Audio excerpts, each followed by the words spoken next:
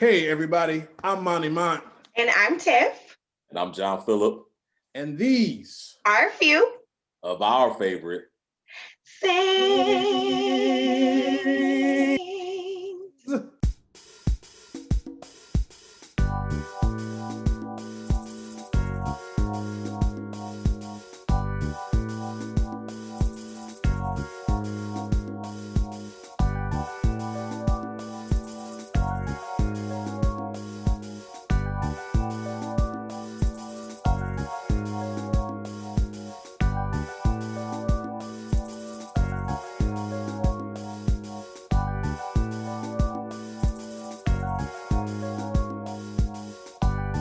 So we had a bit of unison going on. He wanted to crescendo today. Like yeah, he caught you, Tiff. It's fine. All right.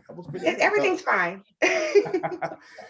Guys, welcome back to another episode of our favorite sings, man. God is good, boy. I'll tell you what. It's Tiff, we've been getting a windfall. I mean, man, these guests have been just amazing that we've had, and shout out to everybody that's been on. This season 2 has been outstanding. Oh yeah, season 2 been lit so far. It has, man. It has. So Tiff, how you been doing today? Today I just woke up, so I'm great. We've been doing these early shifts lately. You know what I mean? Like we've been doing a couple early shifts on our side, but we're trying to accommodate our guests. Yes, and, always. We have a great guest today. Tiff, I hate this because social media is so fast moving. When I see somebody, I just I'm like, oh man, I love to have them for the show, but I forget how I got connected to them. I can't remember, you just start, you know what I'm saying? Yeah. Our guest today, Mr. John Phillip, and sir, I want to thank you for coming on the show. How you doing today, man? I'm good today, man. It's a beautiful day. Like Tiff said, I woke up, so every day above ground is a good day. I'm feeling good, man. That's right. Yes, sir. So, guys, we're going to get into it with John. He is an amazing artist and musician, and so many things. And he's really what I want to say. I'm not trying to just hype him up, but a virtuoso, because I play, and when I hear some chords, I'll be like, hold on now. Okay, brother know what he's doing. And then the vocals too. So we're going to get into Tiff. Start us off when we're talking to John today. Sure. Okay, so this is a question that we love to ask our artists, right? All right. When did you first start singing? And when did you know that you could sing with an A? I first started singing when I was about 5 years old in church. Of course, my mother's a musician, so I had no choice but to get in the choir. So I started singing about the age of 5. And when did I know that I could sing? Yeah, like, I really got something. Honestly, probably not until about 18, 19. Really? Wow. Yeah. I mean, I've had people tell me all along, oh, like, you can really sing. Oh my God, you can do all this stuff. You have such a deep voice and you can go so high. But in my mind, I'm like, I sound like a little kid. I was kind of having confidence issues, but right around like the 18, 19 mark and that's when I started playing piano. When I started figuring out I could do the stuff that I played, I was like, oh, okay, I might really have something. Yeah. Is 5 years old like a common age? I was about to say, it seems like, yes, everybody that comes on, it's around that 4 or 5 years old. And then how many we say being in church? Yeah. And the church is such a great platform to, for especially young people starting out. And everybody said that. And, John, Tiff, I don't know if you've been paying attention, but this is maybe like the 4th or 5th person we've had in a row that generationally, their parents, their mother, the father, somebody sang or played and they kind of carried it on. Absolutely. This is maybe the 4th or 5th artist we've had in a row that has said that, which I feel is amazing. Okay, so we got 2 boilerplate questions we like to ask. So our second one is, who are some of your musical influences coming up? And then what are some of your favorite songs? So if you can answer those for us. Okay, so I got to break it down almost kind of chronologically. So as a kid, I vividly remember about 3 vocalists that made an impact on me as a child. One, James Moore. Oh yeah. 2, Stevie Wonder, of course, and 3, Daryl Coley. Okay, yeah, that's hey, that's Yeah, some heavy like hitters right I there. remember hearing them as a kid, like, wow, they can really sing, and mimicking stuff, trying to do all the Daryl Coley runs and holding that long note that he did in the one song. And I would say later in life, Doobie Powell, old school Glenn Jones, Ooh, Donny Hathaway, and I like Joe. Joe's oh a big yeah. influence. Yeah, Yeah. Joe's a real big influence. Some of my favorite songs. I love anything Stevie. I just think I connect with Stevie. Come on, come on. I love anything Joe. I'm a huge Joe fan. But one of my favorite all-time songs is "Spend My Life with You" by Eric Benet and Tamia. Ah, that's a good one. Yo, this is my guy right here, Yeah, man. and Joe is so slept on. They do be sleeping Yeah, on they Joe. sleep on him. Yeah. I just listened to Spend My Life. I think last week I seen Tamia doing something, and that's my signature song for her. Going back. And let me tell you real quick, y'all don't know this. Tiff usually got the stories, but very quickly, Okay. James Moore, I almost was not in this world because of James Moore, because him and my father in the 70s, they went, it was the Kojic convention thing they were at. James Moore, my father said he rented like a Corvette or something, was driving around town, and he tried to get my dad to go get some chicken with him. And my dad was like, "Nah, man, I'm about to go to the meet." He's like, "No, man, let's go get some chicken real quick." He's like, "Nah, I'm fine." My dad didn't go get no chicken with him. He said as he was walking when he left James Moore, he ran into my mother. This is Dallas, Texas. Ran right into my mother, fell in love with my mom. Game over. So I was like, "What?" Wow. I said, "You would have went with some chicken for James." I'm telling you, had he got them chicken wings, there would be no you right now. Yeah, you They got good. I appreciate you, James, but I'm glad my father didn't go get no chicken that day. Okay, all right. Enough about me. Okay. Okay, listen. So, in addition to lead singing, you do some background vocals as well. Yeah. Now, many people seem to think that this is easy to do. What are some of the things that you can tell us about effective background vocals? Two settings come to mind when we talk about background vocals. I would say I'll start with live first. I think live, if you're accompanying backgrounds or like a part of backgrounds or arranging backgrounds, one is to listen to who's singing with you. So blending is definitely key. Be an appropriate background, not giving that James Hall vibrato, on a smooth song or anything like that. Down. Right. We ain't gonna do none of that on the ballad. And then I would say being alive. I think that's a key part in supporting whoever is leading up front. They could be giving 110%, but you also giving that 110 and more also pushes that lead to go even further with the song. And then studio backgrounds, which I love to do, being creative and also taking a risk. A lot of people like Brandy, not so much because she's an amazing vocalist, but her backgrounds are just completely like otherworldly. You have all the oohs and ahs, the layers and stuff going on, and things like that. It takes practice, and it also takes an ear and a creative ear to kind of think, okay, how do I want to highlight this phrase, or how do I want to set up this chorus, or lay a bed of background. Note to self, blend, Tiffany. Okay. Yeah. Got it. Tiff, did you hear that? Okay, right. That's yeah. Because John, I saw you on one of your posts really breaking down background layer, like you were you had that logic up or whatever. Oh yeah. And man, I thought that was so fascinating, man, because I hear so many people say, well, I don't know if I'm really a lead singer, but I'm more better for background, as if, I could just do background. And it really, like you say, I hear sometimes people really like trying to solo in the background, and I'm like, are you? It's like, you gotta chill. Yeah, like you gotta lay back. Yeah, chill. This is not your thing. What people are doing, and you're not even the lead, and it is. I've seen some people like, God, Lord, so I'm messing up. If you want to say it's me, Monty, just say it. No, not you.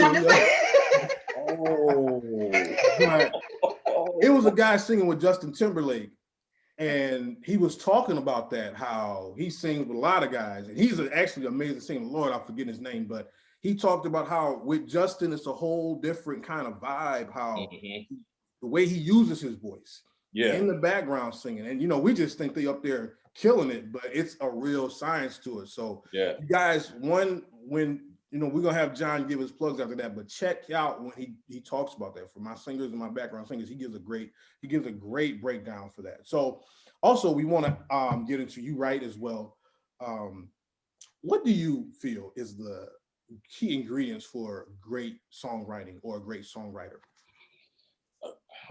That's a good question. Key things for a great songwriter or songwriting, one, I would say, is to really allow yourself to be open and transparent, no matter what the topic is. I think a lot of us tend to write based off of a formula, if I can say that. Whatever works for one, you know, some people try to apply that same formula to what they're doing and it doesn't work. In my own experience, it's been easy for me to be honest about what I'm writing. There's a song that I have called Eternally, which was totally different from anything I've ever written or released. It's a wedding song. And when I started writing it, I was like, okay, I kind of know what direction I want to go, but I'm not married. So how can I, you know, relate to somebody who's married, wants to be married, engaged, wants to find that forever love? And I had to dig deep within myself. Like, okay, well, if I was to propose to my fiance, what would my emotions be? You know, so I think really being honest and transparent about whatever the subject is, I think brings about the best results. And then two, kind of having some skill about writing, you know, knowing phrases, what works within different time signatures, knowing how to, you know, give a vibe, give a flow in a verse, in a chorus, writing things that statements that kind of stand out and grab the listener's attention. You know, those things matter as well. Okay, so we know that music has evolved so much. Do you feel that technology has helped advance music or has it watered it down? Another good question. I think in the production of music, it's done both. And I'll explain my stance on that. I think it has hindered the authenticity of musicianship. I'll say that. Okay. Whereas, you know, 40, 50 years ago, you know, like Monty was saying, back in the 70s, you had a lot of guys who, you know, took pride in playing a piano and playing a Wurlitzer and getting in the studio with 10 and 12 other guys. You had real string accompaniment. You know, people took pride in those things back in the day, and it revolutionized how we view music in 2021. So I don't think you have a lot of that. But to my guys out there, girls out there that are listening, if you do play horn, strings, or whatever, we're looking for you. You know, music is slowly taking that shift back to real musicianship. So don't feel like, you know, you don't deserve as much cred, or you don't have the limelight as, you know, the producers who's sitting at the MP, that's sitting at Logic and all that stuff. You matter too. Right. How I believe technology has helped music today is instant access. You can send a voice memo to somebody and somebody can recreate a full song or full album just off a voice memo off of your phone. So I believe technology has kind of highlighted the best and also kind of diluted, in a sense, you know, to what you were saying, the worst. But I think it's all in how you use it. Okay. It's all in how you use technology. That's an excellent answer. That's exactly that's how I would put it. I watched a documentary once with the guys from Organized Noise who, you know, did Outkast and Goody Mob and all that. And they talked about that transition, how when they started out, they loved to have the live musicians in and find a good bass player, and then they saw how they kind of struggled with that transition, how everything went so digital and we're trying to bring it together. But that, I really do feel it's coming back. I hope it does too, because I love real musicianship as well. I love it, man. Real quick, I just because I noticed, you know, you were talking about anybody checking for tambourine players at all? Like, are they needed? You can actually go to your local store sanctuary, and I'm sure they got a spot right for you, okay, at like the fourth row. John, don't. Okay. Talk to me. On the band side. You guys on the band side. Okay. Okay. It's a place for us. That's It all I is. was. It is. That's okay. Okay. It definitely needed. Okay. Continue, Monty. I just want to be Y'all clear. praying for us. I hope y'all praying for us, because Lord have mercy, Jesus.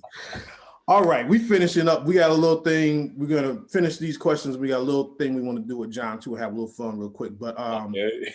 I want to ask you this then. So you just talked about working on your project and eternally, but what do you find more challenging? Is it collaborating with an artist and trying to find their vision or trying to find what they want to do? Or is it more challenging doing your own thing? And it's like, man, the pressure of trying to put your own stuff out.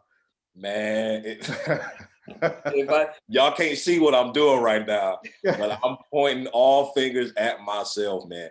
And for me, because I'm a helper. I like to help people. I like to be hands-on with other people and kind of push them to, get to where they need to be. It's easier for me to get with somebody and say, hey, okay, well, if this is what you need, I can help. But for me, it's difficult, man, because I'm such a hard critic. I'm a perfectionist. And I always like to push the bar, push the envelope on myself. Because for me, like if I do a track, okay, hey, I like it. 2 days later, I might not like how I sang one line, and I'll do the whole thing over. So I think to answer your question, I think it's a lot harder on me to work on my own stuff because I'm looking for that perfect sound. Yeah. For me, that is, yeah. What are some of your goals you have for your career? Some of my goals I have currently, I think I've been blessed to do enough. When I really decided to do music full time, I really believe God blessed me to do so much in such a short period. So right now, I would say in my life, some of my goals right now, to have my own recording studio, to be able to travel the world, and write and produce for other artists. I think I'm slowly, if I can be honest, I think I'm slowly coming out of I want to be, the front guy. I'm coming out of that. I would rather work behind the scenes. I love writing. I love producing. I love being a guy that, like I said, helps bring other people's vision to life. Like I said, I've been very fortunate to work with great people, both on the national scene and the local scene, and it's opened my eyes to so much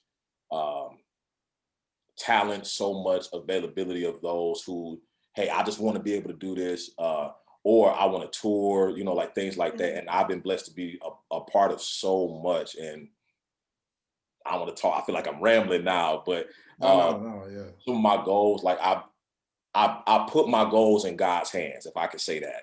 Absolutely, you can. Like I said, I believe I had plans for my life and for my music and what I want to do. And there was a point in my life where I kind of wrestled with God, like how are all these things that you've given me going to work for me? I see where, the singing has got me in one door, the playing has got me in one door, the writing has got me in all these other doors. And there's been a benefit to those who I've helped. But how is that going to work for me? And when I really trusted God with everything that he's given me, that's when I saw the things that I aspired to do and dreamed about, they started happening like rapidly. And like I said, I've been blessed to do so much in such a short period of time. And I find myself wanting to just be, okay, well, let me just sit back. I'll help you with this. I don't mind writing. I don't mind, hey, let's go in the studio. I'll arrange your backgrounds, that kind of stuff. So in short, to answer your question, that those are my. But you know what? You said the main thing. You said when you really started to trust God. When we do that, boy, we don't even got to knock on them doors. They just start opening, don't they? Opening, definitely. Yeah. That's definitely. Okay, guys, we're gonna take a quick break, and we're gonna come back. We're bringing back this or that. Tiff is gonna put me and John in the hot seat to ask this or that couple questions just to get to know the personality. He's already given us some great personality already, but we're gonna come back and get the questions real quick. That I put Tiff on the hot seat last time. She's gonna put me on the hot seat, me and John. So stay with us. We'll be right back, okay? Customers know that all their homely needs will be properly handled when working with Julie Palmer. Not only is Julie Palmer an excellent realtor, but she is well known for having gained notoriety for advertising properties, broad preparation, and a grand knowledge of information on the nearby market. Julie is the basic asset for showcasing extravagant properties. Her relationship with Just Vegas Land has given her accessible contributions throughout the incredible nearby and worldwide assets, and she has a set-up record for watchfulness and security when addressing esteemed customers. Why wouldn't you choose Julie Palmer when looking for the perfect home? So please, you can contact her at juliepalmerrealtor@gmail.com, or you can check out her website at lasvegaslife.style, or you can check her out on Instagram at las_vegas_life_style. You certainly will not be disappointed. Okay, so listen, we are back, and we're gonna play a game, this or that. Okay, so it's just what it says. I'm going to give you two things, and you give me your preference out of those two things. We ready? Okay. All right, let's go. I see what you're doing. Okay, Netflix or Amazon Prime? Oh, I'm going Prime. listen, probably if you asked me a year ago, I said Netflix, but man, Prime becoming. Yeah, I gotta go with Prime Video now. I think they kind of taking the lead. Yeah, I'm on Prime. Yeah. Okay. All right. Okay, cardio or weights? Ooh. We'll ask this question on the day I'm going to work out. I'm about to say weights for me. Okay. Okay, so here's the thing. It's normally weights, but I'm trying to cut a little weight. So I'm about to say, come on, Monty, I know what it is. I gotta do a little cardio right now. Okay, I'm about to go. I gotta get a little. I'm about to take about 10 cut it down. Yeah, see, I'm trying to big up. So yeah. Okay, John, are you a phone call guy or a text person? Call me. Call. Yeah. Oh, really? Text or call? Hey, listen. Please text me and don't call me if I text you. See, that's okay. I agree with that. okay. See, if it's a simple thing, text me. Don't call me and have me on the phone for 20 seconds. Yeah. Don't No, do that. I listen. If it's textable, text it. Yeah. Do not call me. If it's textable, just text it. Okay, so let's see. Twitter. wait, Tiff. Now I want to ask you that though too. Now, what do you feel for that? Because with women, is it different? I want to ask. Okay, now it depends on the situation. If we're being honest, okay. So now, if it's just a casual, cool type of situation, if it's textable, text me. Yeah. If it's more than casual, pick up the phone and call. Okay. Okay, let's be clear on that. Yes. Okay, Twitter or Facebook? Facebook. Honestly, You're an IG guy. I'm an IG guy more. She didn't say IG. You're right. No. So yeah.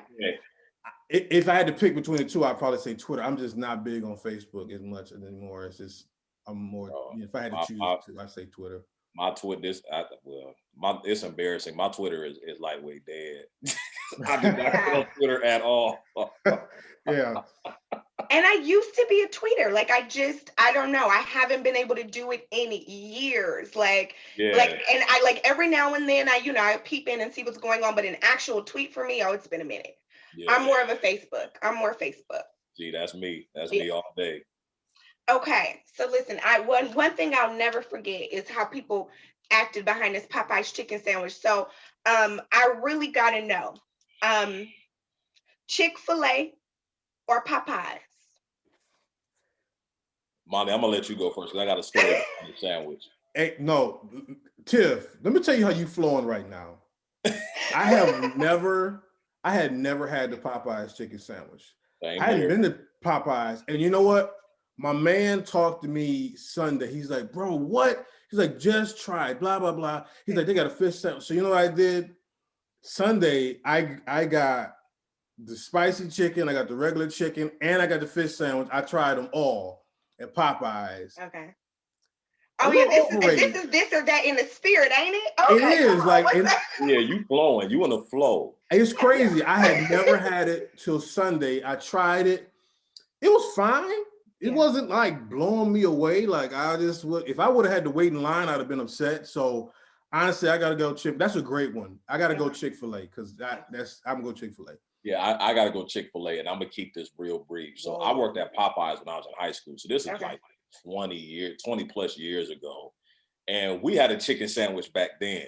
And so when the chicken sandwich, I guess, got re-released or whatever, you know, it just like Black Twitter just kind of like went crazy with it. Yeah. I didn't understand that because I'm like, okay, I've had the Popeye chicken sandwich early 2000, and it wasn't nothing. Okay, but tell the truth. Was it the same pickles? Was it the brioche bread? And was it that sauce? Like, you know, now the only difference is we didn't have the sauce back then, but it was the same bun, the same pickles, the mayonnaise, you know, when you get the mild or the spicy one. And then back then we had Cajun sparkle. Oh yeah. Oh, you got to put that sparkle on it. Yeah, you gotta have the Cajun sparkle. Yeah. You had that. Yeah. So, that's my story of that sandwich. So this is what I'm gonna tell y'all. You know, if I didn't fear judgment this morning, or I wasn't too shamed, I would tell y'all that I maybe was in line for about an hour, but I'm not gonna talk about that. Oh, you got so word. I think you were a little late because I think the chicken sandwich tastes different now from when it was, I guess, re-released. It's not the same. Okay. So well, it got it because again, that was 20 years ago. So I mean, yeah, that I'm maybe sure it's the Cajun sparkle for me, okay? And they don't. Chick-fil-A doesn't have that. So for me, if I could, I would take Popeye's chicken sandwich and Chick-fil-A's service, and it would be a nice life for me. You can't lose with that. Yeah. Listen, let me just Tiff. This is such a great question because again, I had not been to Popeyes in a long time. Yeah. I go to Popeyes. God is my witness. Here's what they say. Hello, welcome to Popeyes. We out of all chicken on the bone. We have no chicken on the bone left. That's so what they do. I said, bro, are y'all like what? I said, you still got the sandwich? Then he said, hold on, let me check. Yeah, I can get you a sandwich, man. I can get you a sandwich. Like, how y'all ain't got this 8 o'clock? Like modern day Popeyes is like your family kitchen with a drive-through. Yeah. It really is. Auntie. Right. Yeah, like that. Yeah. It's one of them. Yeah. It's a little ghetto for me. And one thing, one of my coworkers one time, they came to work, they went to Chick-fil-A in the morning, got the little chicken sandwich or whatever, and she said, Tiffany, you want something because they messed up my order. I asked for such and such, but they gave me a biscuit. I said, you said you went to Chick-fil-A? No, that's not true. Ain't no way they messed it up. If you got a biscuit, that's what you asked for. Plain and simple. Like they don't mess up orders at Chick-fil-A. If Chick-fil-A give me something I didn't ask for, I just feel like the Lord wanted me to have it. You needed it. You needed it. Ain't no way. Yeah. I trust them. Yeah, I trust them. Yeah, them people call me by my name and everything. Yeah, that was a great question. Listen, that concludes our this and that was pretty fun. That was awesome, gentlemen, for playing. That was awesome. I love that. So John, real quick, let people know where they can find you, man, and give your plugs. Yeah, you can find me on social media on Instagram, Feel Free Music. Well, Instagram, Twitter, SoundCloud, Feel Free Music. On Facebook, Feel Free Music Co. I'm on LinkedIn. You can check out all my music on Apple Music or wherever you download music. John Phillip, I have an album, Second Wind, and I have my latest single, Eternally, and I'm working on more music right now, so stay tuned. I in my spirit, I felt a listening party on our favorite things that had just came up on me. That thing tugged on me. How you feel about that, Monty? Yeah, so John, when your new project come out, what we do is now we like to bring the artist in. Okay. Tell us everything about the tracks. We go track by track. You gave us a little bit about Eternal, but we like to go through track by track, have a whole listeting party. Okay, for that. We can do that. We can definitely do that. Man. We appreciate the time, bro. This was such a great interview. And I'm gonna make sure that's Feel Free, as in Phil, Phil. Yes, PHILFREE. Yes. So I kind of give a disclaimer. So Feel Free came from just a three things. One, Philip is my middle name, and I have to tell people that. My name is John Philip Stevens. Two, when I came up with Feel Free, that's my writing publishing company. And then three, and probably most importantly, I wanted to leave a legacy of just feeling free in everything you do. and paying tribute to my father. My father's name is Philip as well. So to kind of keep everything, you know, within the family and just push, you know, push myself to reach out to all bounds, all areas, man. So feel free. Nice. Guys, check him out. My man is super talented, and hopefully, you know, if we can give you a little buzz too, man, hopefully that happens, because I love just to see people in their art and how seriously they take it. So yeah, that was awesome. Tiff, anything else? Thank you so much for coming on with us this morning. You're welcome. Thank you for having me. Absolutely. Guys, you know where to find us. Our Favorite Things podcast on the Mighty Sharp Network. We got more content coming for you guys as well. Some more great guests coming down the road as well. But we appreciate the time, man. John, we want you to be blessed, man. Have a great day, sir. Dude, thank you all, man.